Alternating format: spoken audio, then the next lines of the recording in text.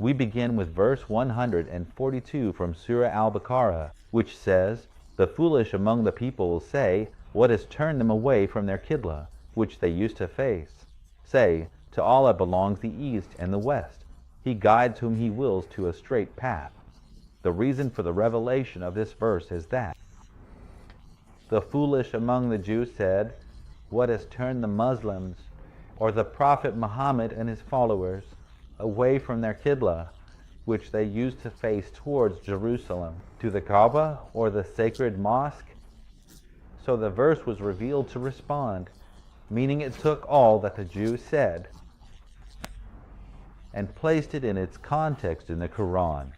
The foolish among the people, who are the Jews, will say, and it responded to them after saying, the foolish among the people will say, what has turned them away from their Qibla, which they used to face? Say, O Muhammad, to Allah belongs the East and the West. He guides whom He wills to a straight path. In fact, this is mentioned in Al-Qurtubi, stating that he will say means he said in the past tense, because logically and rationally, how would Allah respond to something that has not been said or was not said? Up to this moment, the Quran's wording says the foolish among the people will say. Well, they have not said it yet for it to be responded to. So, according to Al-Qurtubi's interpretation in his explanation of verse 143 of Surah Al-Baqarah, the word will say means said in the past tense. Honestly, if I were in front of Al-Qurtubi, I would have asked him on what basis was the future tense verb will say calculated as past tense said? How was it interpreted? What is your perspective on it? In truth, verse 143 says, "And thus we have made you a just community, that you will be witnesses over the people, and the messenger will be a witness over you. And we did not make the Qibla which you used to face, except that we might make evident who would follow the messenger from who would turn back on his heels. And indeed, it is difficult except for those whom Allah has guided, and Allah would never let your faith go to waste.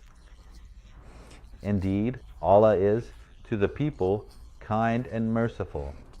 In truth, the Muslims were asking, saying, what is the position of those who died and prayed with their Qibla being Jerusalem? And what is our position regarding the prayers we performed or prayed facing Jerusalem after the change of the Qibla to the sacred mosque at the Kaaba? The verse was revealed here to reassure them and calm their hearts, saying to them, and Allah would never let your faith go to waste. Indeed, Allah is, to the people, kind and merciful. Well, in truth, when Allah wants to speak about Himself, He does so. Let's look at the words very simply. What does He say? He says, and thus we have made you, not and thus Allah has made you. Similarly, we have made you a middle nation. Okay, and then He says, and we did not make the Qibla. Not and Allah did not make the Qibla that you were on, but and we did not make. How is it that we, not Allah? Except to know. So we have made you, we have made to know. All of this is in the present tense pronoun. Allah is speaking about Himself, by Himself, about Himself, which is fine. But when it comes to saying, and indeed, it was great except for those whom Allah guided, not those whom we guided, like we have made, and to know. And we have made you is only for those whom Allah has guided. Very good. So here, we started talking about Allah.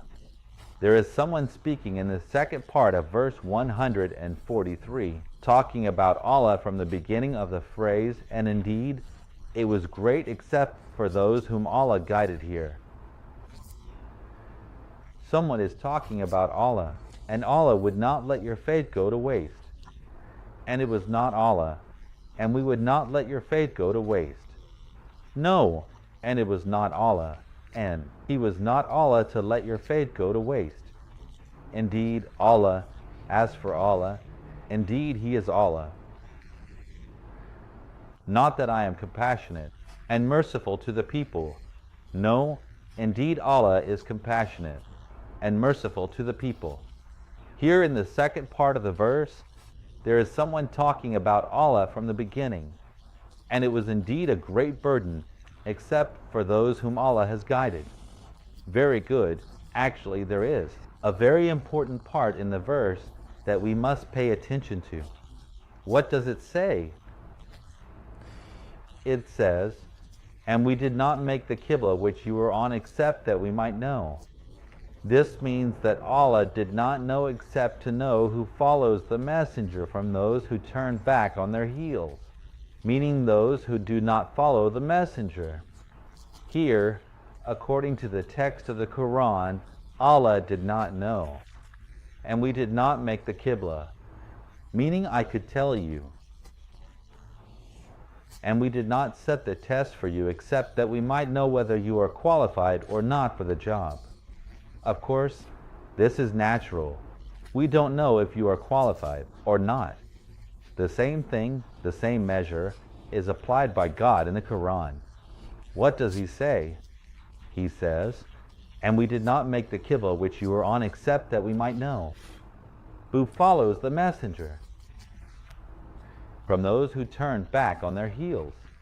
It means, was God not aware of who follows the messenger and who turns back on their heels and does not follow the messenger? This is the logic of the Quran, not mine or any of the scholars. Anyway, here, in truth, Ali ibn Abi Talib says to know means to see. Well, it's the same thing, or to distinguish, meaning to see or to distinguish, the one who conveyed this statement. About it was Al-Tabari from Ibn Abbas, meaning Al-Tabari quoted Ibn Abbas, and Ibn Abbas quoted Ali ibn Abi Talib. The chain of narration is always present in the books of the scholars or in the thoughts of the scholars. And they ask, so here, in truth, there are other verses that are truly present in the same context. Meaning when the Quran says, "And so that Allah may know those who believe, and so that Allah may know those who believe, and take from among you martyrs, and so that Allah may know." Okay, this is in Al-Amr 140. Take another very important verse also in this context about whether Allah knows or does not know, and we will surely test you until we know, and we will surely test you again until we know the fighters among you and the patient ones. Here the trial is, so that Allah may know the fighters among you and the patient ones. What the Quran itself is saying here is that Allah does not know, because He tested them to find out. Who are the fighters? Who are the patient ones? Who are not patient? And so on. This is in Surah Muhammad, verse 31. In any case, I am one of those who say that Allah is absolute, meaning all-knowing, all-powerful, and all-willing. His power is infinite, His will is infinite, His knowledge is infinite. For me, there is no doubt about this. But when you come to read the Quran literally, without offering a perspective, without striving for understanding, reason, and logic, and without placing the matter in its linguistic, historical, and environmental context, do you disbelieve in the Quran? As soon as you say, for example, the hand of God is above their hands, we've said this many times, or when you tell me that the Prophet ascended during the Isra and Miraj to God and sat in the divine presence before the throne and spoke, and God replied. This implies that God has a place the Prophet went to and spoke to him, and God responded to him. This implies that God is incarnate. It means that God has a specific place where He is sitting, and God went to Him in that place. and he is sitting on the throne and things like that. As we said before, then he rose over the throne. God does not rise over the throne. And here it's the same story. The same story. The words we say are to know who follows the messenger from those who turn back on their heels. Here, a vision must be presented that I do not know. I am ignorant of it. I am ignorant. I don't have a vision. I'm not telling you that I'm an ignorant person asking questions. Nothing more, nothing less.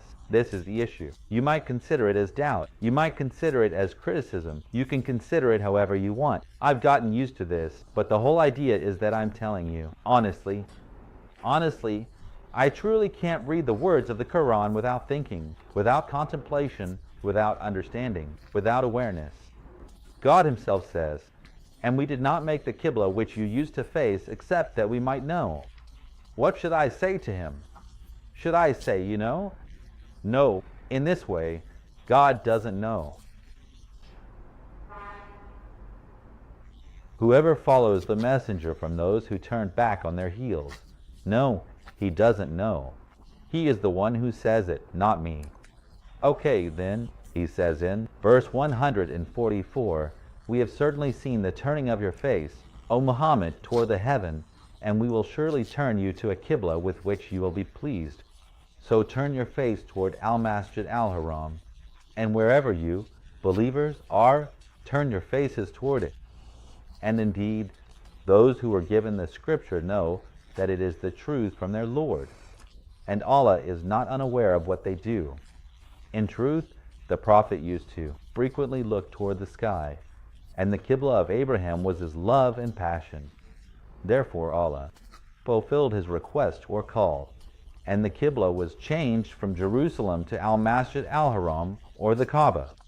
Thus the verse was revealed. It means, we have certainly seen the turning of your face toward the sky, so we will surely turn you to a Qibla with which you will be pleased. The thing that pleases you, Allah changed the Qibla from here to there, to satisfy the Prophet Muhammad. But I have a question here. Why did the Quran use the word certainly? Certainly is definitive, meaning, you know, I might say to you, I might come to the appointment, or I might not, I might meet you, or I might not, I might accept you for the job, or I might not. That's the issue.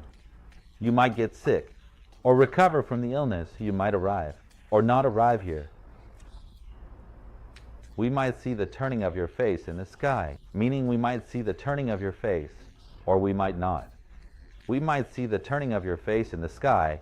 That was my real question, meaning we might see, or might not see. Okay, in verse 145 it says, "And even if you were to bring to those who were given the scripture every sign, they would not follow your direction of prayer, nor will you follow their direction. And some of them will not follow the direction you follow. And if you were to follow their desires after what has come to you of knowledge, indeed, you would then be among the wrongdoers." Honestly, what really catches my attention is the notion of why God assumed that his prophet might follow their desires after the knowledge that has come to him. Why? I don't understand it. Is there a specific reason for God to assume that his prophet, whom he chose himself, might follow their desires after the knowledge that has come to him? Is this a possibility? This was a genuine question, of course. In any case, my question here is, why did God assume this about the prophet?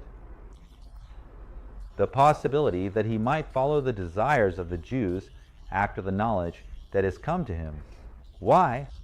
Why did he assume that about him? He takes that and then tells him, if you follow this, you will be among the wrongdoers. In fact, that was the question of verse 146, and I think we are nearing the end of the time. Verse 147, verse 146, I'm sorry, those to whom we have given the book recognize him as they recognize their own sons, and indeed, a group of them conceals the truth while they know it. What does the truth really mean? Those to whom we gave the scripture know it. Some commentators or jurists said that they know it refers back to the prophet. They know it refers back to the prophet. Some of them said that it refers back to the truth, to the Quran, meaning in any case, to what the prophet brought, meaning the message that the prophet brought. 147, the truth. And 40, the truth, huh? Pay attention. How does verse 146 end? And indeed, a party of them conceal the truth while they know it. Verse 147, you keep reciting it. The truth is from your Lord. So do not be among the doubters. Again, the doubters here means those who are uncertain. Did God have any possibility that the Prophet Muhammad was among the doubters? Meaning, he says to him, the truth is from your Lord, so do not be among the doubters. Doubting means doubting or doubting. Okay, 148, and to each is a direction toward which he turns. So race to do good. Wherever you may be, Allah will bring you all together. Indeed, Allah is over all things competent. Here also, the talk about Allah with the third person pronoun. Who is talking about Allah in verse 148? This is also an important question we want to know. Who? It says, for each is a direction toward which he turns, so raise to good deeds. Wherever you may be, Allah will bring you forth. All together. Not we bring you, but Allah will bring you. All together. Indeed, it is Allah. Over all things. Who is speaking in verse 148? Question 149. And from wherever you go out, turn your face toward Al-Masjid Al-Haram. And indeed, it is the truth from your Lord. And from Allah, He forgives what you do. Be careful here. You went out, your face is your Lord. This is all singular. You went out, your face, you are your Lord, you are good. This is all singular. And then why does it say you do in plural at the end of the verse? Here it says, and from wherever you go out, turn your face toward the sacred mosque. And indeed, it is the truth from your Lord. Okay, it could have said, and from wherever you go out, turn your faces toward the sacred mosque. And indeed, it is the truth from your Lord. And Allah is not unaware of what you do. But at the end, after all this singular, he said, and Allah is not unaware of what you do. I do not understand why there are singulars at the beginning and plural at the end. Truth, and here it means the truth. And then, and Allah is not unaware of what you do. Unaware of what you do. Okay, it's natural. Why does Allah deny? Negligence from Himself? This is something certain. Allah does not neglect nor sleep. It's understood why He affirms it here, saying, I mean 150, and this is the last one, sorry. And from wherever you go out, turn your face toward the sacred mosque. And wherever you are, turn your faces toward it, so that people will have no argument against you, except for those who commit injustice among them. Pay attention to what's coming. So do not fear them, but fear me, I am Allah. And to complete my favor upon you, I am Allah, so that you may be guided. Here, the message is very clear. I have no questions. Thank you very much, and I'll see you next week. As I always ask, please share this channel on your social media pages and send it to all your loved ones so we can try to spread the culture of questioning in our communities. Thank you very much.